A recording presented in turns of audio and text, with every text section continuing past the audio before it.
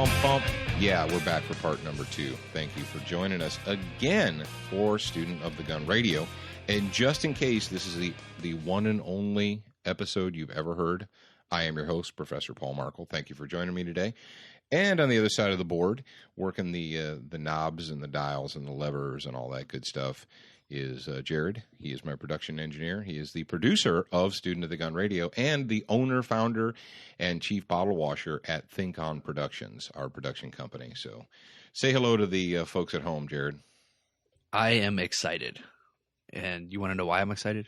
Why would that be, Jared? Because within the next week, if everything goes well, we're going to be Inshallah. We're going to be into a permanent studio. Brand new Student of the Gun Studios. We've got if you guys follow us on social media, and if you don't, go do that. We're on Facebook, Twitter, LinkedIn, everything. And if you follow us on the social media, then you have seen a picture of the sound booth that Dad will be sitting in. That's right. He's going to put me in a glass booth of emotion. I'll be trapped inside of a glass case of emotion. All right. Yeah, I'll be trapped inside a glass case of emotion. What Jared is, what he's alluding to is what we've been working on for the last, month or two behind the scenes that I'll let you guys know is we found a location, a permanent building. And in addition to the official SOTG Think On Production Studios, where we're going to be doing the television show and the radio, we also have a very, very large area that is going to serve as the Student of the Gun University. We're going to it's going to be a permanent facility. It's an actual brick and mortar Student of the Gun University. So we're going to be doing live training. It's metal reinforced with wood. Well, it's a reinforced steel building, but brick and mortar. But down here on the beautiful Gulf Coast in Biloxi, Mississippi. If you've never been down to Free America, you should take some time and do it. Especially if you live in the Northeast or the Northwest, where you really aren't free. You're just a tax slave who thinks that they're free. Sorry, but it's true. Come on down here. You can come and stay at the Hard Rock Hotel and Casino or the Beau Rivage.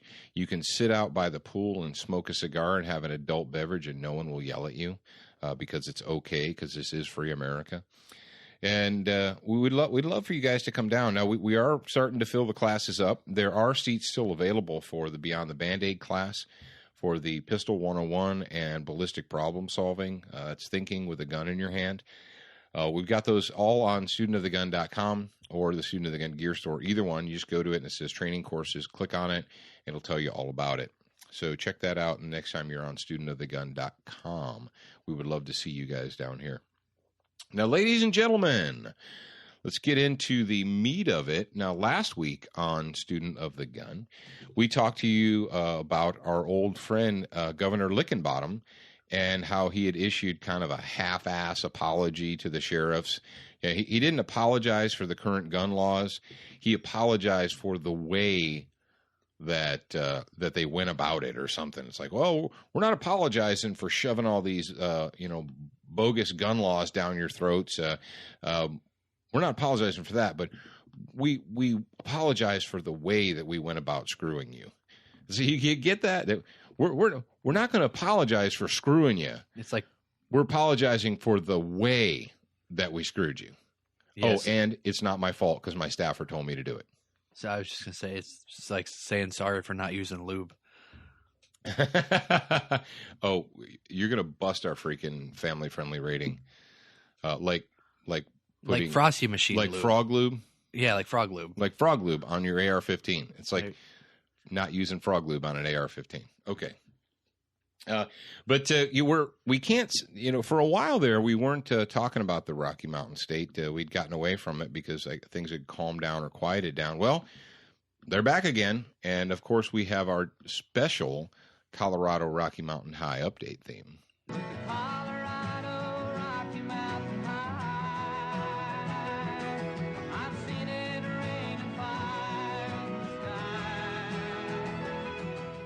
And thank you to Henry John Dutchendorf Jr., some of you guys know him as John Denver, for providing us with our Rocky Mountain High Colorado update theme there. And this story comes to us from KDVR.com, and that would be a Fox News affiliate. And the title of the story is Judge Upholds Colorado's Gun Laws, Tosses Lawsuit. Plaintiffs will appeal. And the first paragraph says, a federal judge has thrown out a lawsuit aimed at overturning Colorado's new gun laws, upholding the expansion of the, and thereby upholding the expansion of background checks on private gun sales and transfers of the banned magazines that hold more than 15 rounds, according to Fox 31 Denver. So, well, who is this? Who is this judge? And her name is Judge Marcia Krieger. And Marcia Krieger, I believe she was put in place by G.W. Bush. But Marcia Krieger, she said that, let's get a quote from Marcia. It says, the clerk of the court is directed to enter judgment in favor of the defendant on all claims and to close this case, reads the final ruling from Chief U.S. District Judge Marcia Krieger. So, and it also says, Marcia Krieger's opinion here stated, this is something that you guys need to know. So, well, number one, first things first, what we have is we have a federal court judge siding with the state over the people. What? You're like, she sided with the state against the people? How could that be possible? That's crazy talk. And in the thing that she says that the law does not interfere with a seller's or a buyer's right to keep and bear arms. Let me get the exact quote here. I'm trying to pull it from the story. But basically that's, oh, no, dude. I didn't see in the story that, remember our old buddy John Morse who got his butt kicked out? Yeah. He has a quote in here. He's such a turd. Do you see John Morse's quote in here? No, I'm reading the ruling right now. Okay. Yeah, it goes down and says, according to John Morse, former state senator John Morse, who had his butt kicked out, he says, we've known all along. No, the quote is screwed up. It says, we've know all along. A copy editor must have screwed that up. It should say, we've known all along that these laws are constitutionally sound. And then Morse continues and says, maybe now that a federal judge has agreed with us, the sheriffs will stop politicizing them. Oh, from me, Professor Paul Markle, here, host of Student of the Gun, to you, John Morse, former senator in the state of Colorado. Shut up, you whiny puke face. Was that mean? No, that was there. No, not at all. Oh, here we go. Representative Rhonda Fields, Democrat from Aurora, says she is thrilled with the ruling and says it validates the work we've done, what she didn't say, to disarm the people of Colorado. And yeah, when you come up with the judge's ruling about how it does not, give me the exact verbiage. But here's all you need to know. That what the federal judge has said is, based on this ruling, is that the state can pass any gun restriction bill it wants to, and that it is not a violation of the Second Amendment. It is not a violation of your right to keep and bear arms. And you say, well, I know there's some of you reasonable people out there in the audience still, and you're saying, well, just because this federal judge says that it's that the state law is constitutional and that it doesn't violate the right to keep and bear arms. Well, that doesn't mean that that's going to be the standard. It's just one judge. Well, actually, it's not, because what did she just do? And I know you guys, you're like Horshack scooting around in your chairs going, Mr. Cotta, and you got your hands up in the air. And for all you kids like Jared who don't know what that means, you can go ahead and duck Mr. Cotter or Welcome Back Cotter, and you'll know what I'm talking about. But or if you watch, hey Jared, what's that TV show? It's like TV Land Rewind or TV Land, where they show comedies from the 70s late at night, like 2 o'clock in the morning. Anyway. All right. So what we've got here with this ruling, she has set a precedent. A federal judge has set a precedent. So what does that mean? Now, lower courts always defer to the higher court's precedent. If a judge has already made a decision that is very similar, if a higher court judge has made a decision on a case that is very similar to a case that comes before a lower court judge, what the court can do, and what they do almost all the time, is they punt and they cite precedent. So let's say that your state, wherever you happen to live, they decide they're going to pass a law against blah, blah, blah, whatever. They decide that you can't have rifles that have detachable magazines, or you can't have evil semi-automatic pistols, because we know that semi-automatic pistols are the scariest ones in the world. Well, and you sue them. You sue your state. You're like, oh, there's no way this is going to fly. This is not constitutional. We're taking it to court. And you do. You take it to court. And what happens is the judge goes to U.S. District Court, the U.S. District Court, which is then this decision by this woman here. What's her name again? Krieger? Yeah, Marcia Krieger. She goes to the Chief Justice of the U.S. District Court's decision, Marcia Krieger, which states that the law does not interfere with the citizen's right to keep and bear arms. And so the judge says, there you have it, that the state, like what they do up in Connecticut, what do they do in New York? And during emergency sessions, all the liberal scumbags got together and jammed all these new gun laws down the citizens' throats. And the citizens object, and they're like, oh, the federal judge says it's okay. The federal judge said that the state is right and you peasants are wrong, shut up.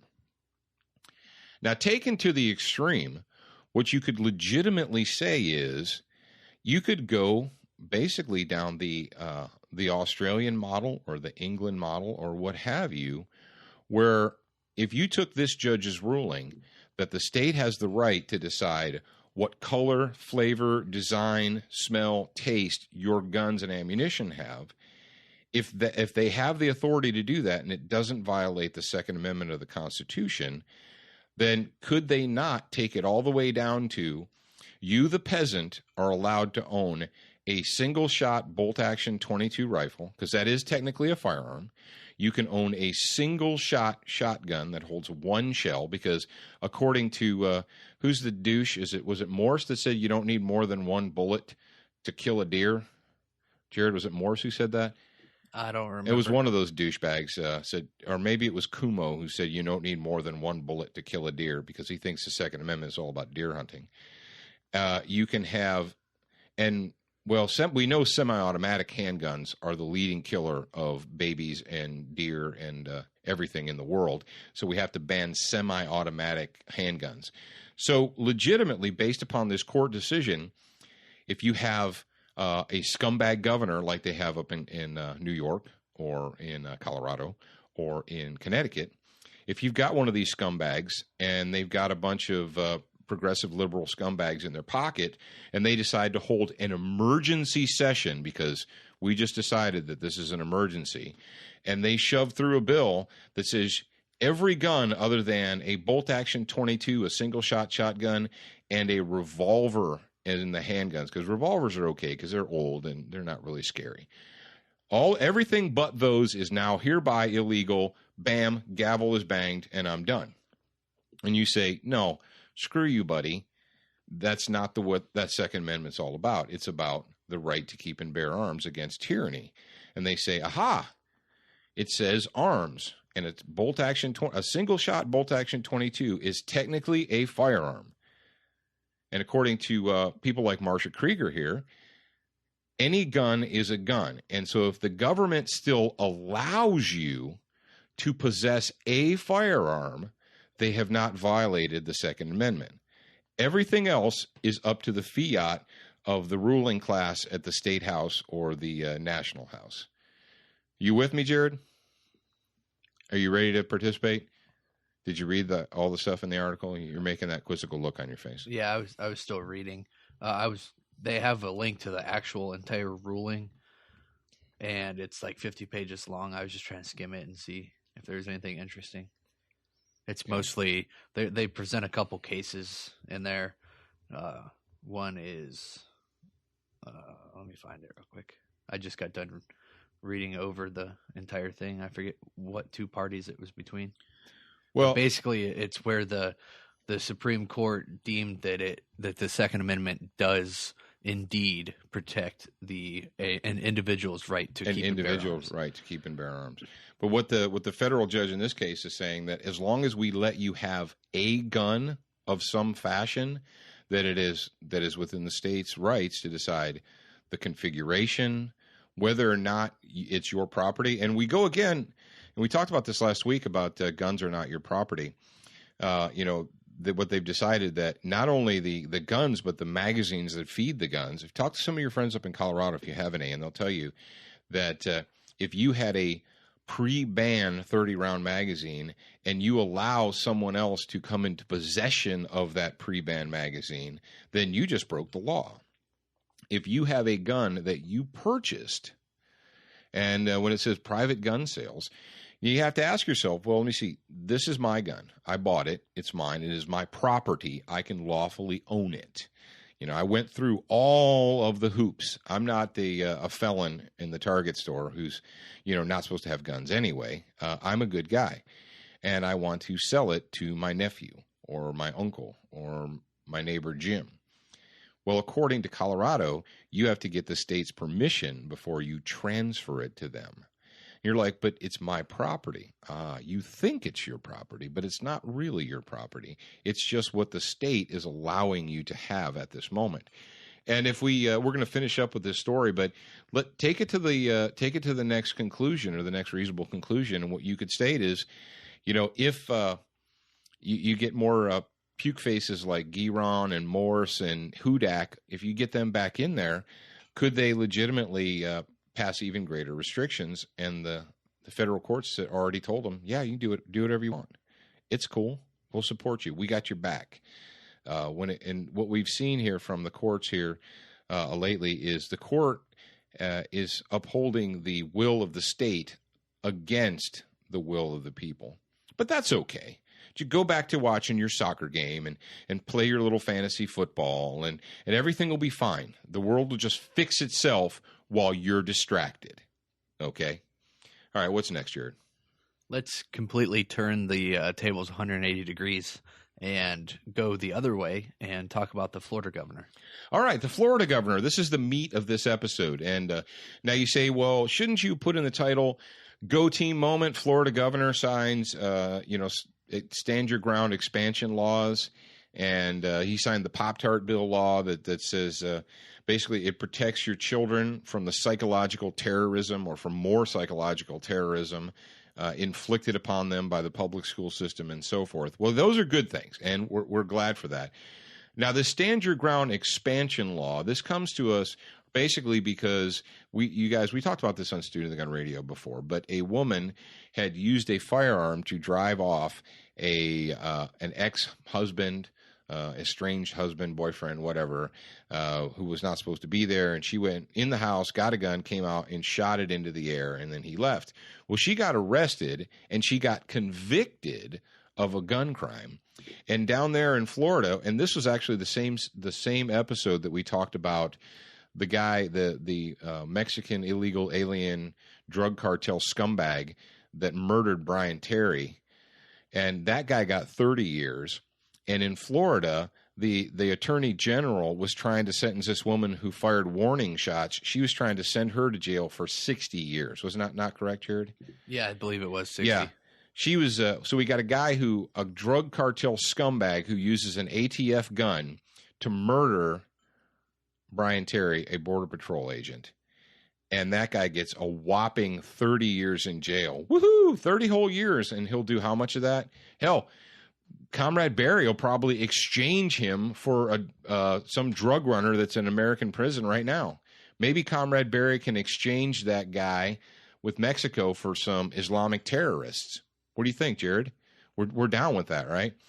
So you got a scumbag cartel murderer who gets 30 years, and a woman who fired warning shots. That was her crime, was firing warning shots.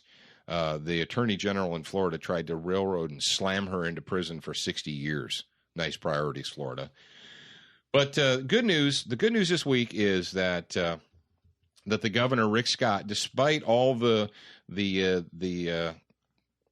whining and moaning and urinating that went on after the George Martin or the Trayvon Martin, George Zimmerman case, he expanded the Stand Your Ground laws. They didn't reduce it. They expanded it. And one of the things that they put in there was about the display. And let me get the exact verbiage here. It discusses the Are you talking about the defensive display of a firearm. And they deal with that in there because you don't always fire your gun, and you shouldn't always have to. There are thousands of times when the presence of a firearm in and of itself stops the crime from occurring. Great, go team. Now, we've talked about this, and we, especially during our training, one of the things that we hammer home during the armed living and ballistic problem solving and so forth, anything as defensive use of firearm is, yes, there are times when the display of a firearm by a good guy will stop a bad guy from committing whatever crime they were planning on committing, or will stop them from doing what they happen to be doing. And you don't even need to pull the trigger. Doesn't even need to go bang. So rock on. Good job. That happened with our friend Mary. Some crackhead scumbag stalking her, trying to jack her in a Walmart parking lot.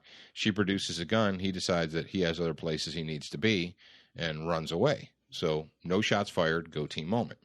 That's one thing that I don't know if it's a lot of people, but some people don't really think about it when they start carrying, is that your situational awareness should multiply at least 10-fold, 100-fold, 1,000-fold.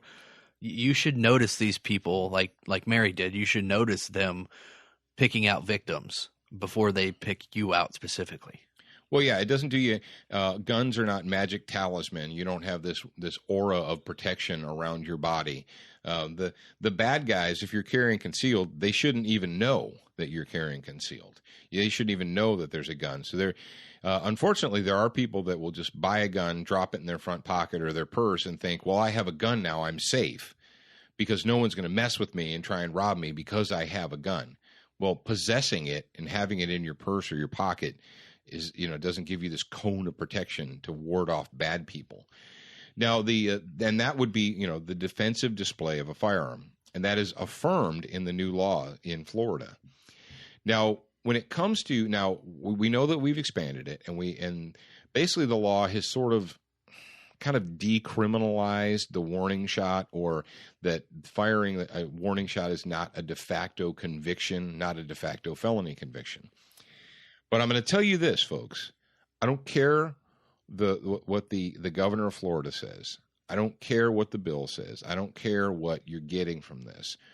What I'm going to tell you from a realistic and practical standpoint is firing warning shots deliberately thinking I'm going to use my gun as a noisemaker is bad juju. It is a terrible idea.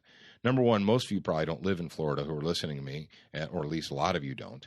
And if you live in Maine or New York or Connecticut or Delaware and you think that you're going to fire warning shots and it's going to be okay because they're not going to be mad at you, the state won't be angry at you, you're wrong. Hey, Jared, how many people took Joe Biden's advice and fired shotguns in the air and then ended up in jail?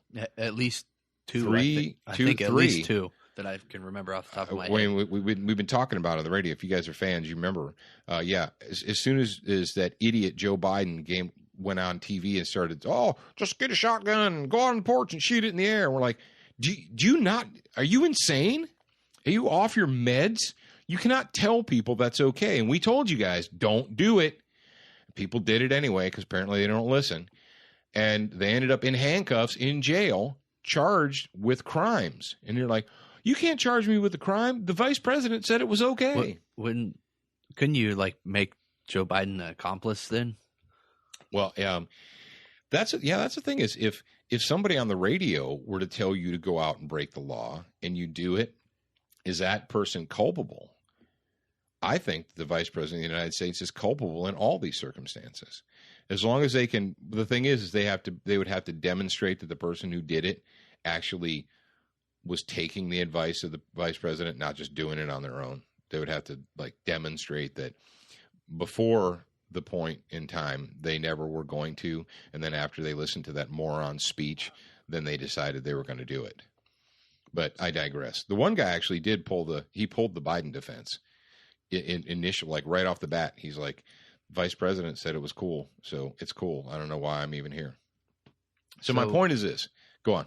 Do you have a link to the actual law that was signed? The bill. It should be in the story. I can't find it. Well, there's a whole bunch of there's a bunch of links, but none of them go to the actual bill, because I want to see what exactly it says about the firing shots and warning shots. Yeah. Okay. Well, let me tell you what. All right.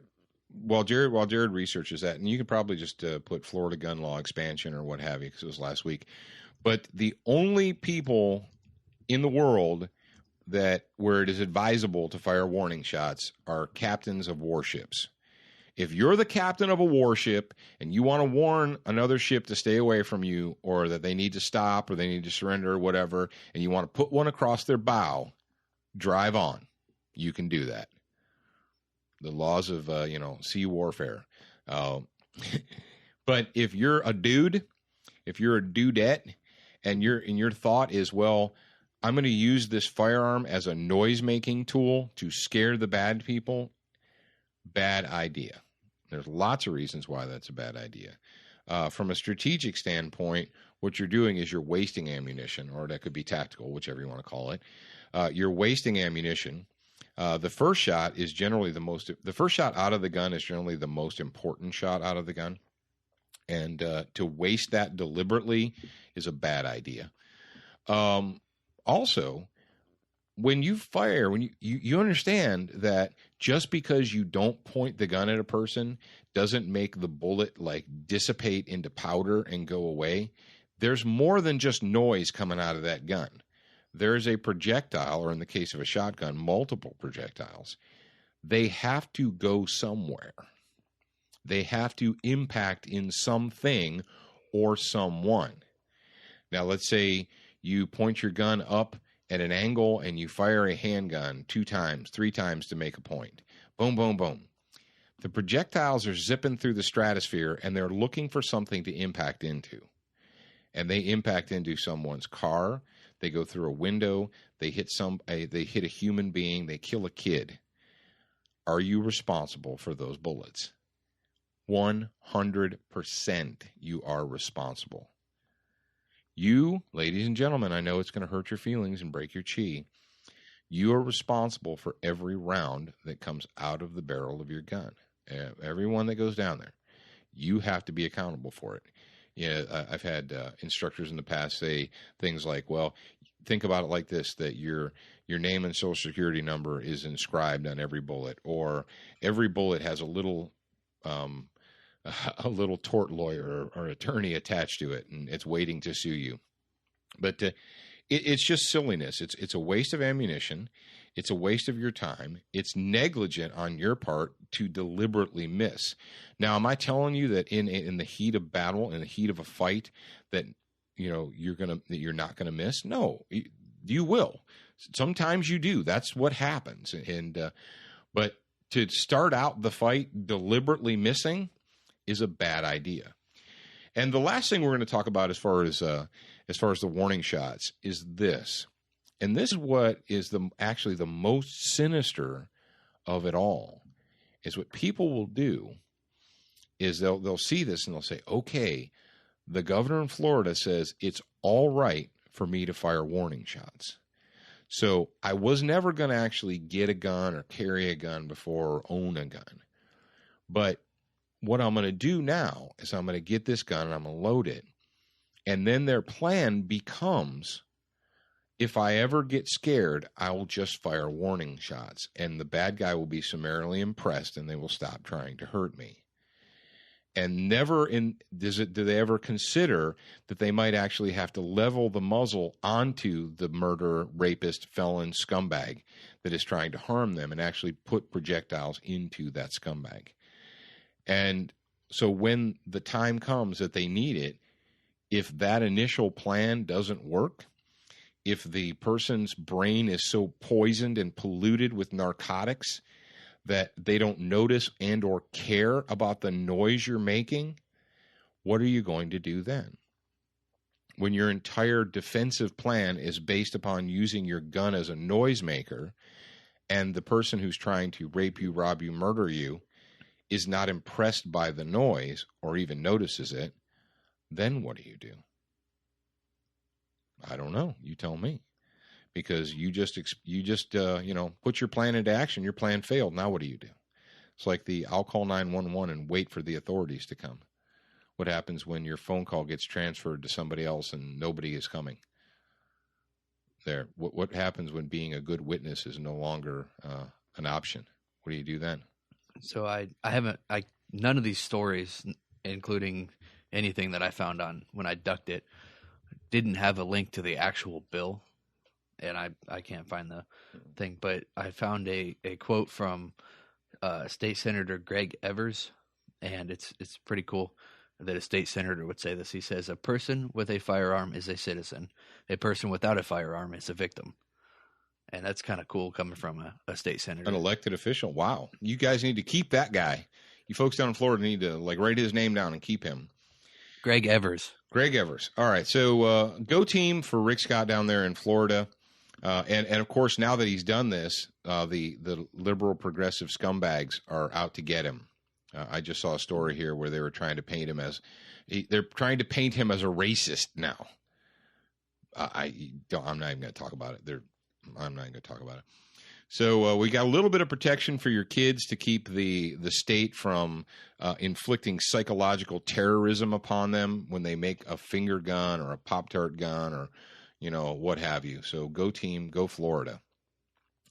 Now this next one we're going to talk about, and I could probably do an entire show on this, but I'm not going to. But what I am going to do is, if you guys have not seen this yet, it's very disturbing. We've had some really disturbing video come out this week, and the story. There's many sources for this story, but the particular one here is WJHG.com. That's JulietHotelGolf.com. And it says, nope, that's the wrong one. It says, that's the Pop-Tart one. Sorry about that, folks. I pulled the wrong story up. Did you see the story about the guy who walked into Walmart with a baseball bat? Or he stole it from Walmart. He walked over to the rack and picked up a baseball bat. That's probably the most likely thing. Then walked around the store, and I watched the video. He walks around the store, and then he finally decides that he's got a good victim. It's this is a non-Caucasian gentleman, 25-year-old. You pulling the story up for me, Jared? Thank you. Yeah. He's this little Caucasian 18-year-old girl standing there looking at a shelf. She's looking at products. He walks up behind her, takes a big swing, and smashes her in the back of the head with a baseball bat. It's all caught on video. And you're like, what? Why did I not hear this? How have I not heard this? Which news agency has buried this story so that it won't offend the people, won't offend scumbags and felons? And it upsets us, but there's a lot of things that we can learn from this. Number one, people are like, why? I don't care why. Stop worrying about why. There is no why. There is what is and what is not. I'm not a psychologist. I'm not a psychiatrist. I'm not here to split atoms and talk about the why. Things like this happen, and you, the reasonable people in the world, you get all confused and mentally bogged down trying to figure out why. Stop trying to figure out why. Stop trying to get into the mind, the drug-addled, I don't even know what's going on inside there, this poison-warped mind of this other Homo sapien, this two-legged predator. He doesn't think like you. He doesn't act like you. He doesn't live like you. Stop trying to figure out why. Why is it material? What is material is the fact that it happened. And you say, well, what am I supposed to do, Paul? And, people on our side are like, this is why I carry. This is why I have a gun. This is why, whatever, is because of situations like this. And people say to you, why do you want to carry a gun to Walmart? What do you expect is going to happen in Walmart? I don't know. Maybe some piece of human trash is going to pick up a ball bat, walk down the aisle, and try and smash me in the head with it just because they want to know what it's like to hit someone with a ball bat. Folks, there are monsters among us. And hoping and wishing and drinking unicorn milk is not going to make them go away. Sorry, there is no why. There only is what is and what is not. And what is in this situation, we watch the story and we see it. And what's really sick, twisted, and disgusting about this is that the police went in, pulled the surveillance video from Walmart, and it wasn't like what you're thinking is this guy walked over to the sporting good aisle. He picked up a ball bat. He walked directly from the sporting good aisle, directly over to the next aisle. And within, 10 seconds of him having this bat in his hand, hit this poor woman in the head. No, this guy is walking around the store, twirling this bat in his hand. And you're like, well, Paul, you can't just shoot people because they're in Walmart and they pick up a baseball bat. Do you ever walk into Walmart, pick up a baseball bat, walk down the aisle swinging it? Did it ever occur to you to ever do that? No. If you were going to buy a baseball bat and only a baseball bat and nothing else, what would you do? Well, I'd go and I'd get it and I'd pick it up and I'd walk over to the counter and I'd pay for it and I'd leave. You mean you wouldn't pick it up and go walking through the frozen food aisles with it in your hand, swinging it around? Well, no, of course I wouldn't. Yeah, of course you wouldn't, because you're not a moron. You're not a scumbag. But that's exactly what this guy did. I would venture to say, I don't know if it was dozens, but I would say dozens of people saw this guy. They saw what he was doing, and they just ignored him. They just pretended like they didn't see it. Until this poor girl who's standing there just gets in there like, oh, well, she didn't die. Oh, well, great. She didn't die. And she was released from the hospital and she's recovering at home. Okay, fantastic. Is she going to have brain damage? I don't know. You won't know that for years. This is craziness, folks. This is absolute lunacy. Now, what can you do? Number one, always be armed. Well, what are you supposed to do? Shoot people that are attacking you with baseball bats? Yes. What can a baseball bat do? Give you permanent injury or disfigurement and or kill you. Yeah. So I don't. If I hit you in the head with an aluminum baseball bat, do you think that the likelihood is high that you will suffer either death and or serious bodily harm? I would assume so. Yeah. What is the definition of lawful? When can you justifiably use deadly force? When you are threatened with death or serious bodily harm, right? Yeah, exactly. Now, obviously, you're not going to beat someone to the draw if they're swinging on you, right? So what do you have to do? Pay attention. You have to pay attention to your surroundings. Exactly. And this dude is an adult male. He's 25 years old. Why? Who? Yeah, this guy, he's dressed like a hood. He's dressed like a scumbag. He's walking around, walking through the aisles, walks into the frozen food aisles with a baseball bat in his hand. And nobody thinks to do anything about it. Now, I don't know about you, but we've talked, when I am out in public, I really, really, really don't like having strangers to my back. And if I have to stop in a grocery store, in a Walmart or whatever, and I know that there are people behind me, generally what I'll do is I'll turn my back to the shelves. Jared, you're reading the ingredients on canned food or something. You're standing in an aisle and you're reading the product specifications. Do you have to put your head down and leave your back exposed? No, I turn your back and put it so that your back is to the shelf. Nobody's going to jump through the shelf and get you. And it's not a paranoid thing. It's a paying attention to what's going on around you thing. And you have to do it. You have to pay attention. You have to teach yourself to do that. And it's not just boogeymen with guns and knives and baseball bats. You can save yourself from a car collision. You can save yourself from, I don't know, accidents and so forth, things that are falling over, if you're paying attention to what's going on around you. But what do we know? Americans don't pay attention to anything.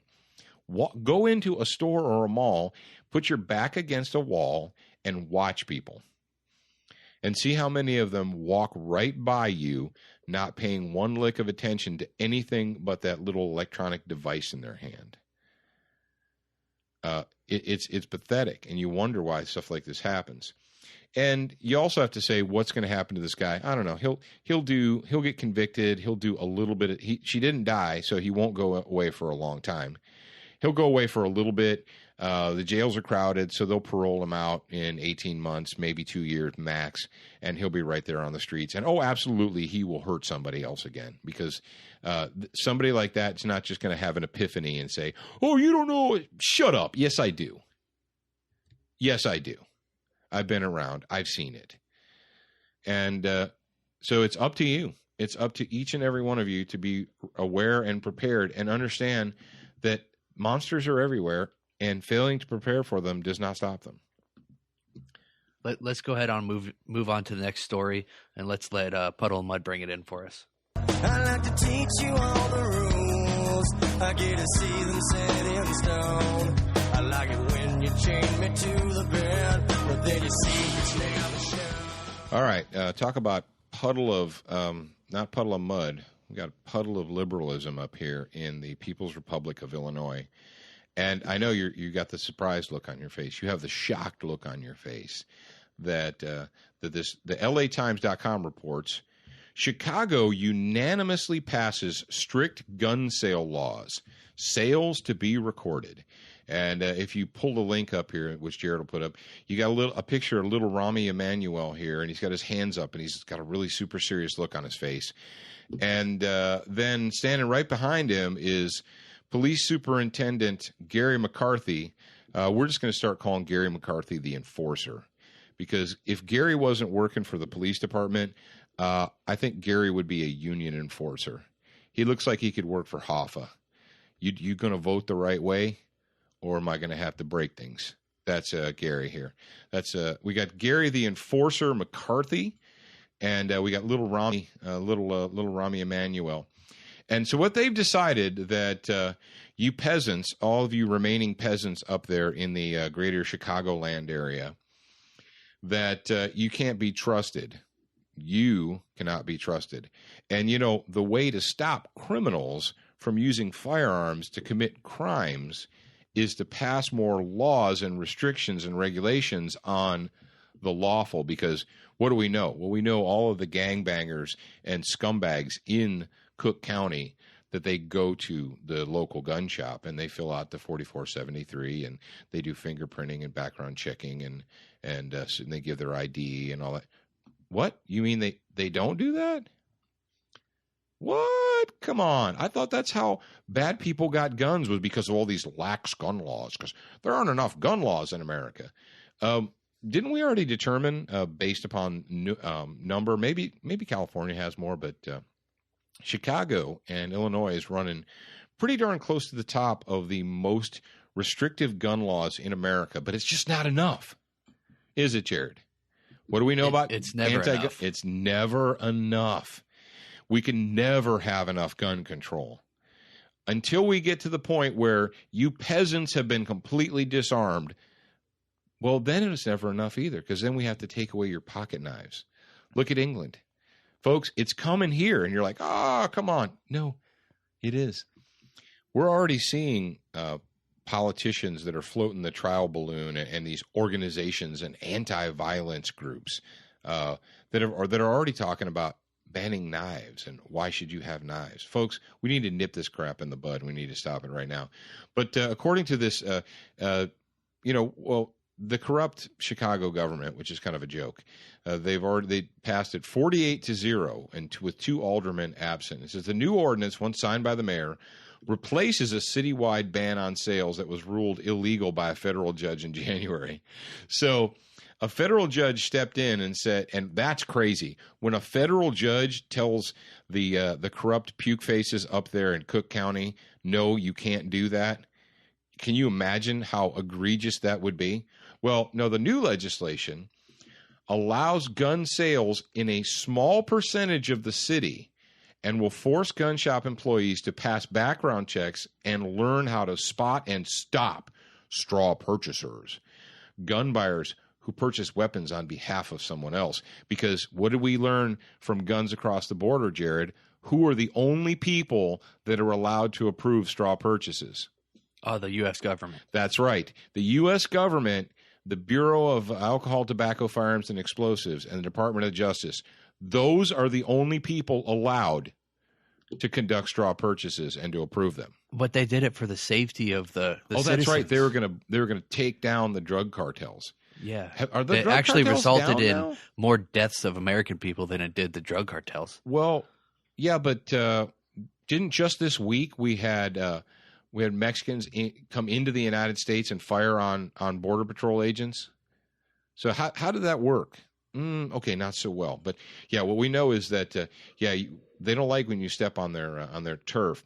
It said the ordinance, a drafted version of which can be viewed here if you click, also bans gun sales at gun shows within the city limits. So no more gun shows. And it says that the all gun sales must be video recorded. And it says nothing that the city council has done on the books is going to stop illegal gun use, said Dan Hodworth said Don Hallworth, owner of Chicagoland Detective Services and Chicagoland Firearms Training. Says we can pass every law in the world, but every law will not prevent these types of shootings from occurring. Well, we don't expect him to be in business anytime in the near future. You can say goodbye to him because Gary, the enforcer, McCarthy, is not going to stand for that. But just to let you know, Chicago and Illinois have had some of the strictest gun laws in the nation, if not the strictest, for years, decades even. And they had 431 homicides in 2011, 500 in 2012. They had 440 in 2013, and already this year they've had 174 killings. So they're basically looking to break the record, but that's not going to happen now because Little Rami has decided that we're going to pass more gun control laws, because that's how we keep us safe, is by passing more laws, because we know that bad people are deterred by more laws. Now, speaking of bad people being deterred by more laws, you guys remember when we reported on the situation up in Chicago, where a woman who was very active in the anti-gun, anti-violence movement was gunned down on her way home from an anti-gun, anti-violence rally by gangbang scumbags. And you're like, and we talked about an organization called Project Ceasefire. Because what Project Ceasefire does is this is their way. This is the inner city way of convincing people to behave themselves and to not like guns and turn their guns in. And this is going to get all the gangbangers to stop killing each other. And what did we find? That the director of Project Ceasefire was arrested for spousal abuse. Was that it? Yeah, that was it. That was one of the guys. Well, it gets even better, folks. First of all, Project Ceasefire is a scam, and if you fall for these scams, I'm sorry, but you need to stop doing it. And this story comes to us from thesuntimes.com, and the title is Crime Fighter and Rapist. Ceasefire worker charged in attacks on teen.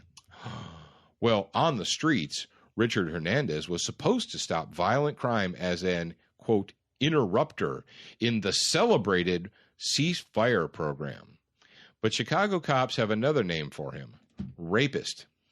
Hernandez faces 36 counts of sexual assault and kidnapping on a teenage girl who he worked with during Project Ceasefire.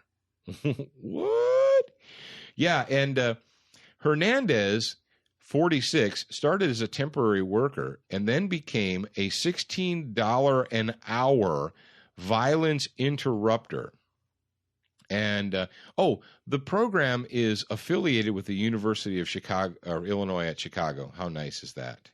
Now you're like, well, where did they recruit young Mr. Hernandez here? Where did he come from? I mean, did he come from the University of Chicago? Does he have a degree in social services? Is he a psychologist? No, actually, Hernandez is a ranking member of the Maniac Latin Disciples. Folks, if you can't write stuff like this. So there's a public grant. Remember we talked about the millions of dollars that Project Ceasefire went through? That they just like, they gave him like a $1 million grant, and in 12 months it was all gone. Poof, where'd the money go? Well, some of the money went to little really nice folks like Mr. Hernandez here, who's a ranking member of the Maniac Latin Disciples gang. In 2006, he was sentenced to prison on a gun conviction and a drug conviction.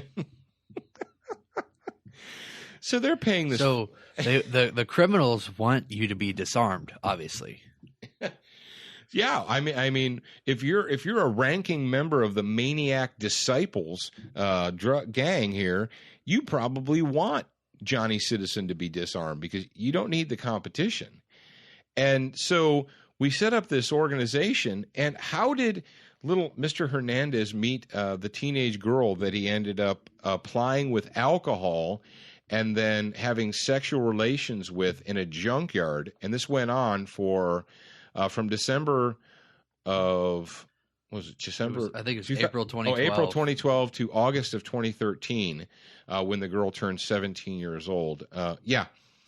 And how did he meet her? Was it a chance encounter? No, he met the girl, the teenage girl. This is a 46-year-old man.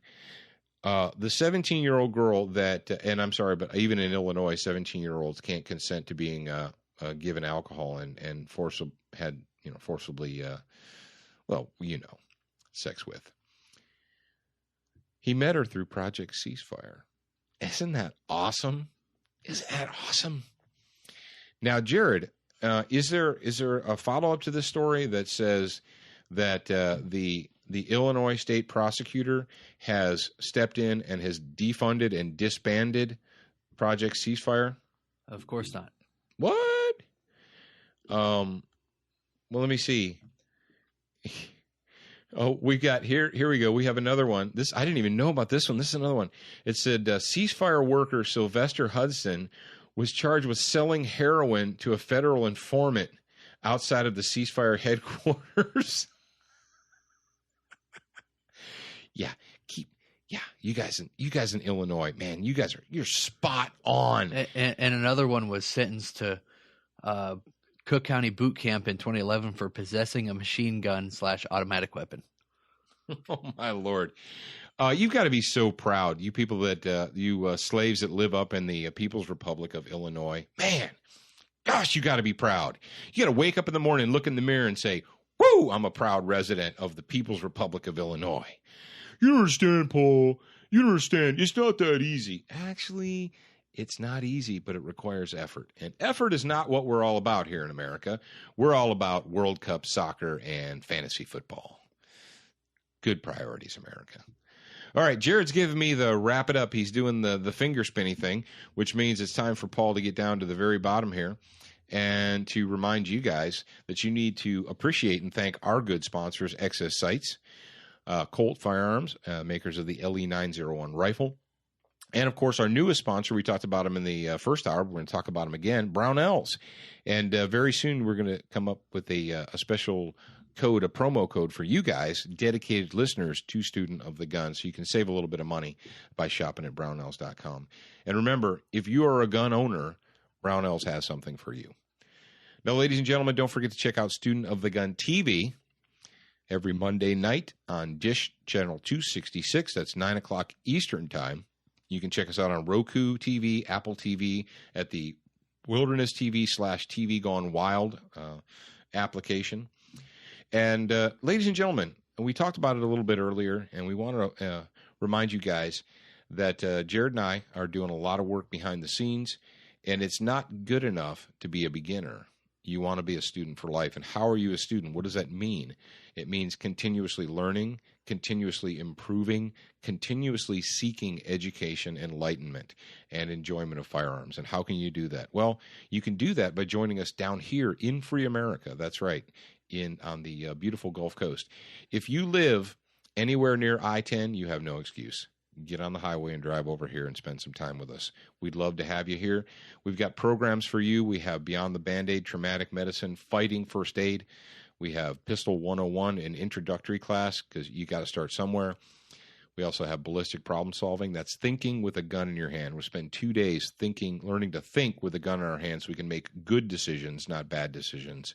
And we also have the Force Options class, because not every day or not every problem can be solved with a gun. So all you have to do is go to studentofthegun.com, click on the training tab. It'll take you right where you need to be. If you haven't opened up your weekly broadcast yet, your weekly newsletter from Jared, go to your email box and check it out. There's a lot of good stuff in there. The kid takes time to put it together. The least you can do is click it and open it and read it. So until we're here again, until we're with you, maybe by next week, by the time you hear my voice again on Student of the Gun Radio, we'll be in the brand new Student of the Gun studios. We're very excited about that. And we're going to keep you guys up to date. How about updated? Whichever one you want. Jared's laughing at me over there. Are you laughing at me? Yeah, up to date. Okay. We'll keep you turkeys updated. Now, follow us on social media. I know it stinks, but whatever. You get some good information. It's kind of like using the enemy's thing against him, right? When you follow us on Facebook, it's kind of like a thumb in the eye to Zuckerberg. Yeah. So follow Student of the Gun on Facebook and stick your thumb in Zuckerberg's eye. All right, ladies and gentlemen, remember, you're a beginner once, but you should indeed be a student for life.